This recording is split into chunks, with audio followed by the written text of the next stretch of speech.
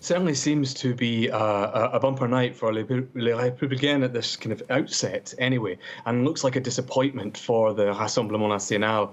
And I think, something there is certainly hinting at a more positive outcome for the Conservatives than you would necessarily have assumed.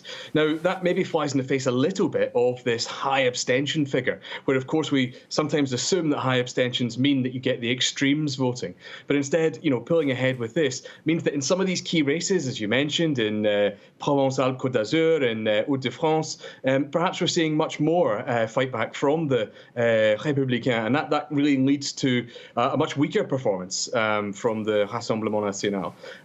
Interesting to see where those alliances are forged. It's interesting, of course, you mentioned to see Xavier Bertrand leading the pack by such a large measure. And it'll be interesting there to see what Karim Adeli, the kind of green list candidate, decides to do as well in terms of supporting others. Of course, the big story was always about Bertrand and would he, accept any help from the Macron's République en Marche, or what was going on in that sense. And likewise, down south as well in Provence-Alpes-Côte d'Azur, I think again that kind of key moment. But I think these are really interesting signs, really interesting to see the extent that the people are coming out and I guess voting for the centre right rather than the far right. That seems to be the dominant message, alongside, of course, that extraordinary abstention level.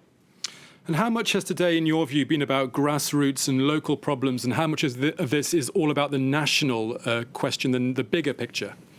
Well, it's one of these things, isn't it? We always talk about this as being a bellwether for the presidentials. Of course, it wasn't in 2017. Why? Well, because Macron's party didn't exist at that stage. And again, that's one of the things we see represented throughout. Macron's party doesn't have those, it doesn't have the ground game. It doesn't have the party machinery that, for example, Les Républicains have, won over years of operation.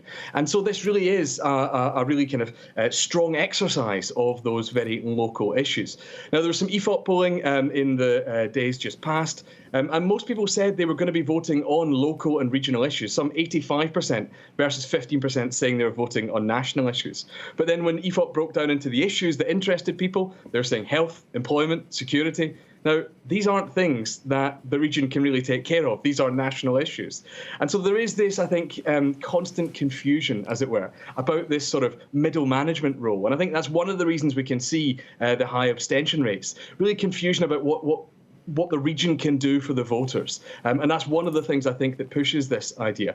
So interesting to see those developing, interesting to see the extent to which many of these incumbent presidents of the region are being re-elected, or at least running close, as we saw in Provence-Alpes-Côte d'Azur.